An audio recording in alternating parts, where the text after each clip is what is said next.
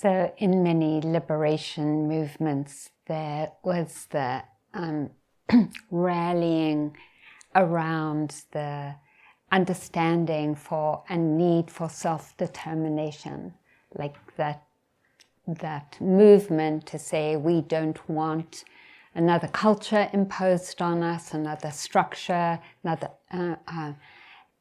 power structure or colonial structure that determines how we do things. And really this practice asks us the same question, which is, what does self-determination mean to us? What is that movement, and how do we understand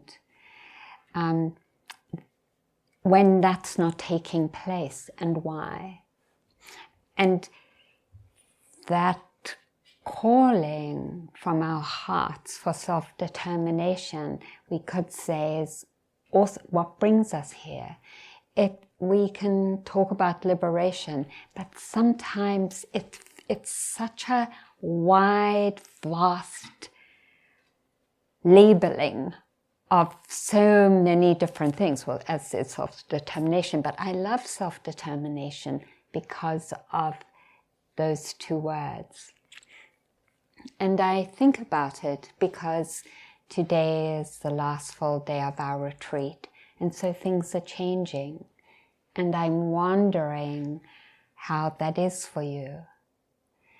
And if in the thought of this being the last day, if there's some movement of, well, okay, now I can relax. Now, now it's already changing, so I don't need to make so much effort. Or the thought, well, this is it. We've had a formal structure, we've had silence, and now things are beginning to change. We're having all these groups and meetings. So then my efforts in a way don't count. Not that we're saying it exactly in that way, but somehow because of the change, that somehow detracts from our capacity for self-determination.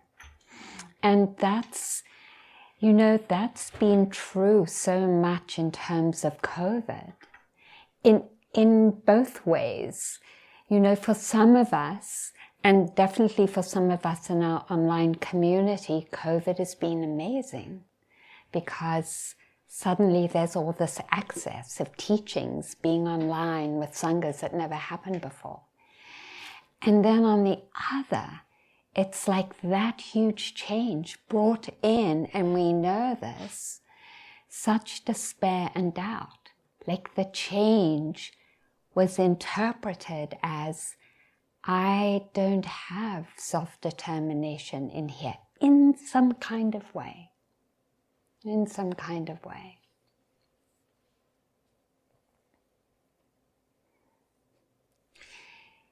So it's not only when a change happens, but also when that change is something that we don't want. So naming that. And how is self-determination in that context when we're aiming not to react, but to respond? And really that's what all these teachings have been about, right? They're like, yeah, we can react, but how does that feel? We're caught in a power structure, an internal power structure of reactivity that doesn't sustain and call in respect and caring. And so we talk about this practice as so precious because it's giving us the tools to find a different way than reacting. And that different way we've named in all, many of our Dhamma talks and in our chanting and in taking the refuge, is based on the capacity to respond differently. So we use the traditional definition of mindfulness as not being like a cork bobbing on the ocean, dependent on the direction of the wind as to where it's going.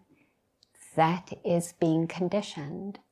And so much of our life is being conditioned, right? And we know there's no freedom in that.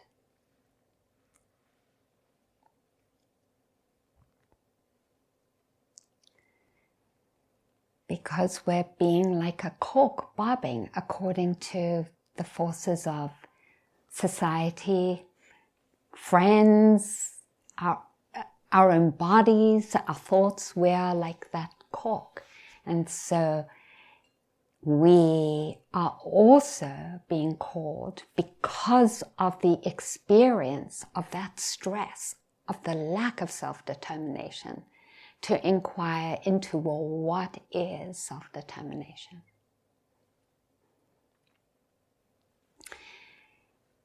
And then we've named over and over again that the leader for all the beautiful qualities to move into self-determination is the energy of mindfulness. That we say over and over and over again. And when we talk about mindfulness, we're talking about mindfulness and all the other beautiful qualities it brings, particularly caring. Or we could say the form of caring that includes respect. I am calling in a different relationship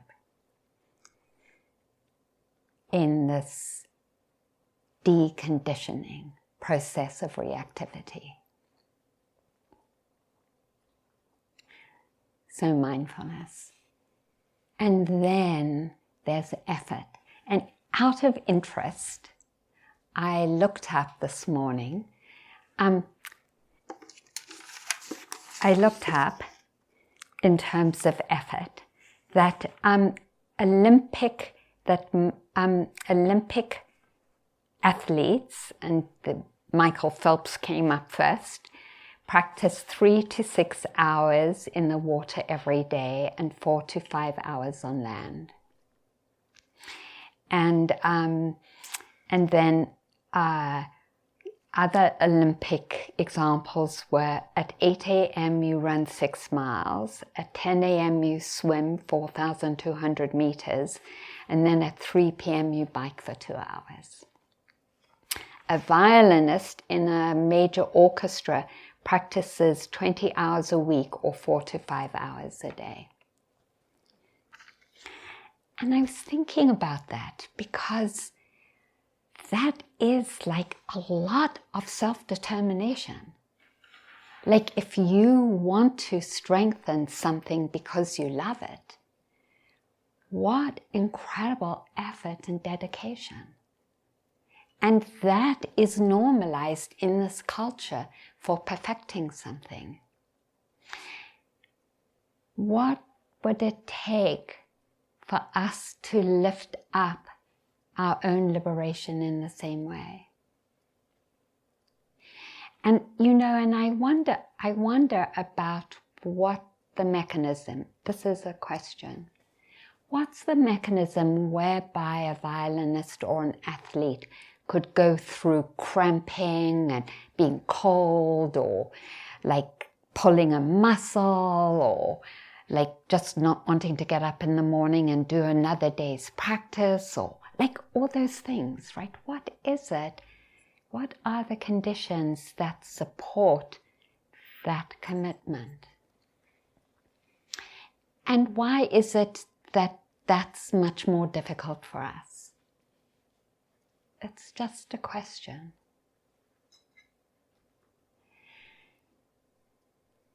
And it's something for me, and I don't know for you, so it's what it would be, but for me, it's like some expectation that if I wanted to be a very famous violinist, that's what it would require. That's the norm. It's normalized. That's what happens in the culture of music and musicians. But for practice, for myself and my own mind and heart, that feels like too much. Like I expect it and want it to be easier, and I think it should be easier. And I think it should be easier based on that I think I should be in a different place where I shouldn't need to do as much work.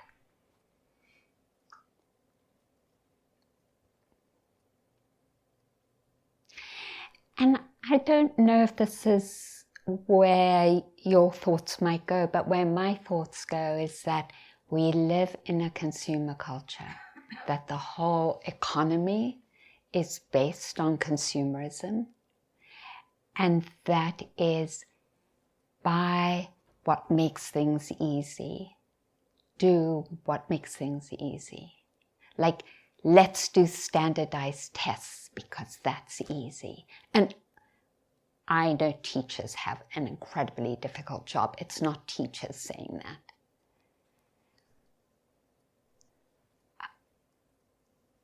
Except, so there's this sort of this schizophrenia in our culture about like this incredible practice for excellence in one way, or not excellence, but really working something to beauty. And then another, which is, no, I don't want to wash by hand. I want a washing machine. I do.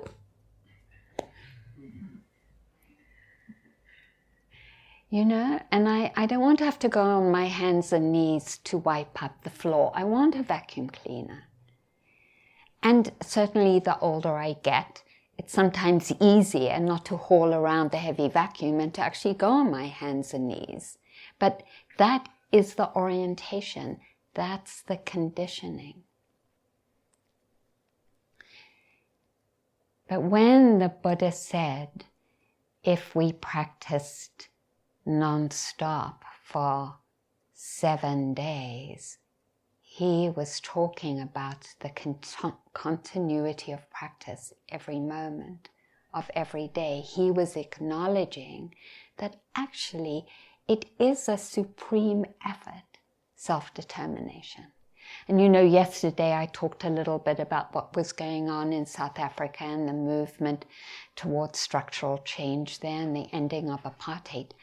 That was a supreme effort of all those directly involved in the movement. It was a supreme effort to survive. And that might be true for us as well. Just sometimes to survive is a supreme effort. And we think there's something wrong when that's what has to happen.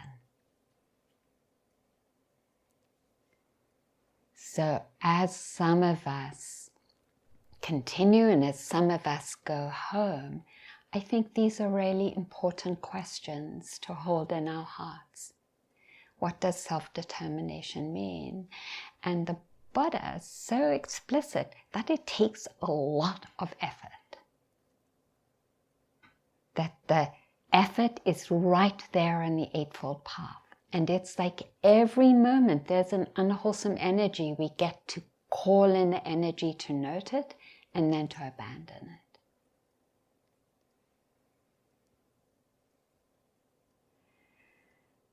And then to sustain our focus on self-determination. And then in that context, understanding that doubt never has anything good to say about this effort. That it is the undercurrent that eats away the bank at the water's edge of our capacity to find refuge.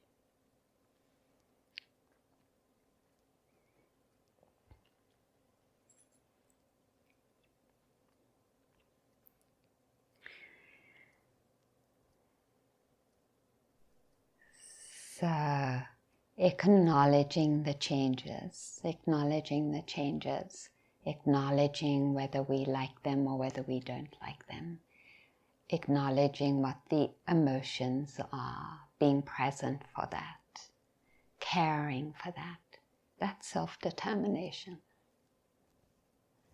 Holding that and continuing to make the effort to sustain that. That's self-determination.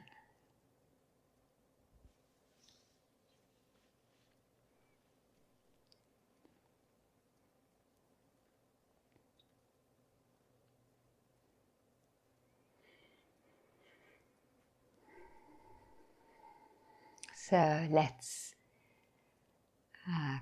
then move into our practice.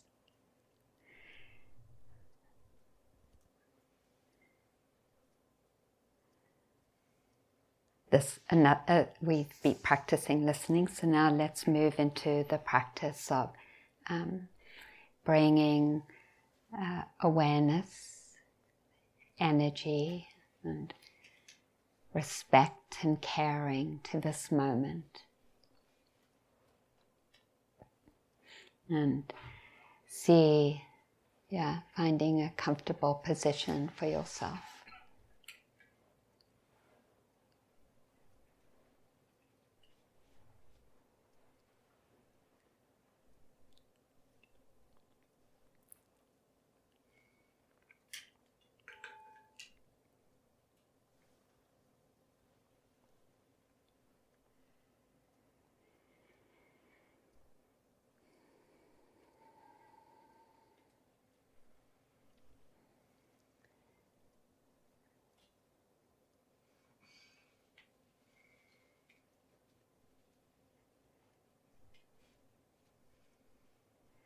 Maybe we can begin together by knowing our posture, whatever that is. Lying down, sitting, standing.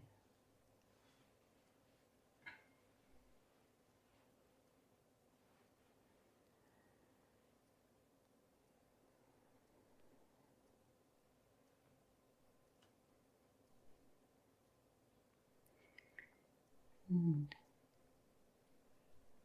offering our path, our intention. Our intention is our path. Offering our intention in this moment.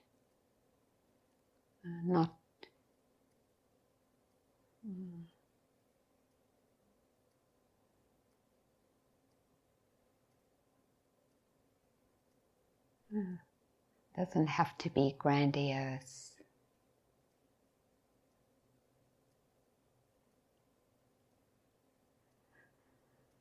And then we know we're offering our path to ourselves, an intention, a self-determination. See if you appreciate that.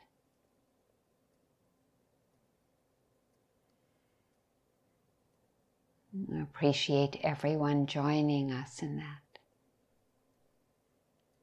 We're not alone.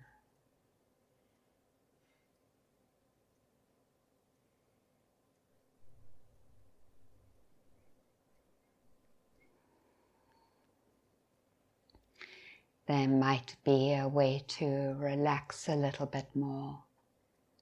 Scanning the body, checking in if there's some place unconsciously resisting. And just know that. Greeting it. Hi. I don't have to react. Fix it. Know it.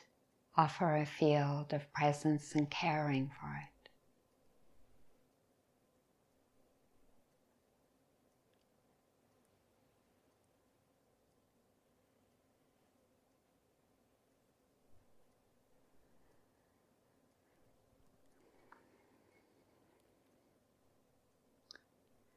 Maybe we could begin for another few minutes together in acknowledging our knees. Whether they're bending and that stretching experience, or whether the knees are straight and we can feel the support underneath them that touch.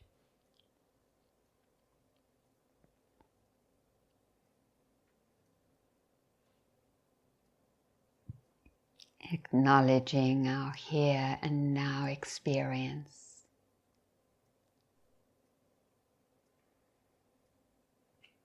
And the choice we want to make.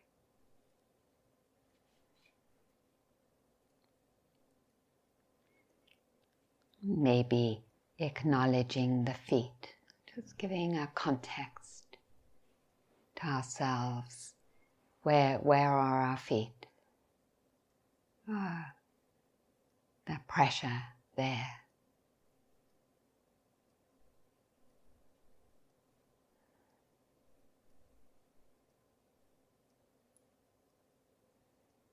I'm not bobbing around, but sustaining, caring, listening to the life of feet. Pressure, coolness, warmth, stretching, vibration, tingling.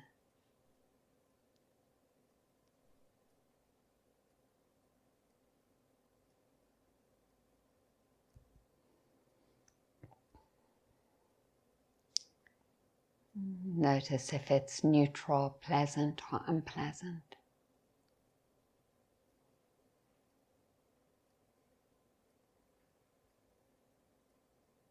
And our relationship to it. What's in the mind right now? Knowing that.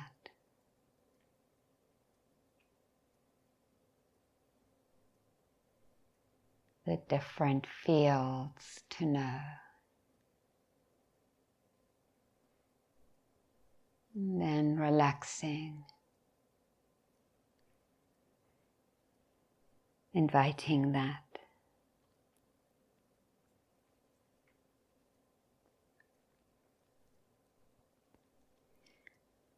And see what it is you need to stay open to what's arising, sound,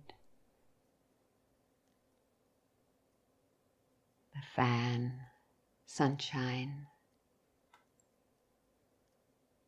a fly buzzing.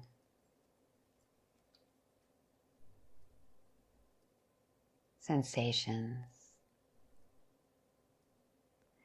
Or if you would like to take a narrower focus,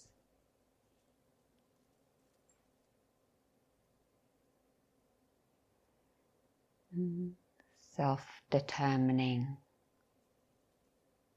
what supports your well-being and practice.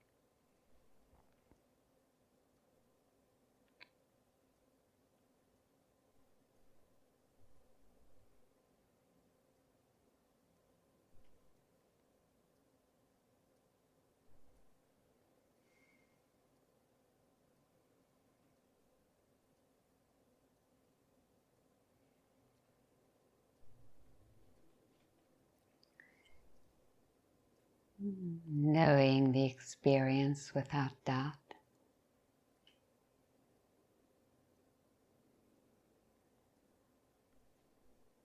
Or knowing doubt.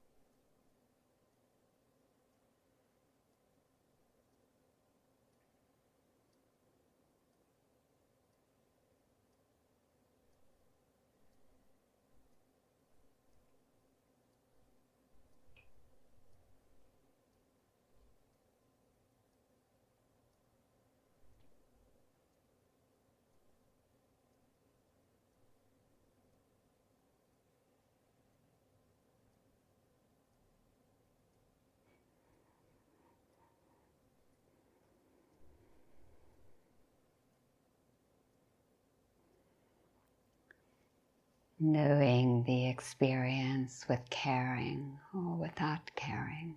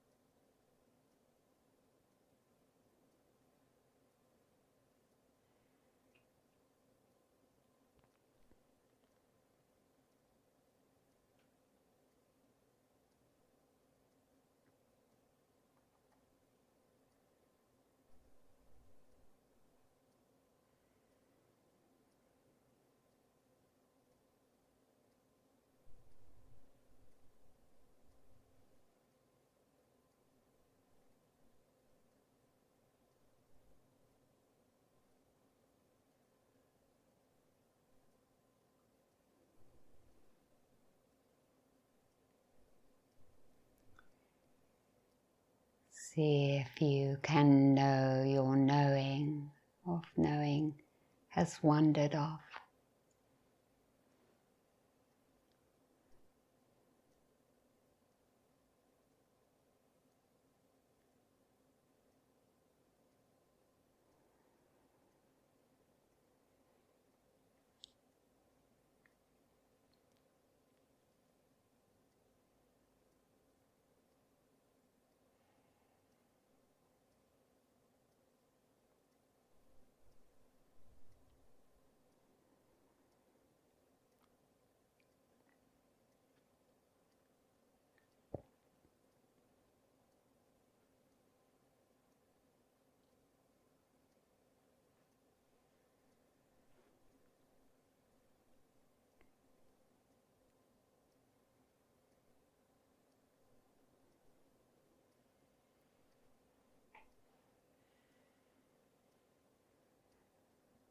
Building a moment-to-moment freedom from reactivity.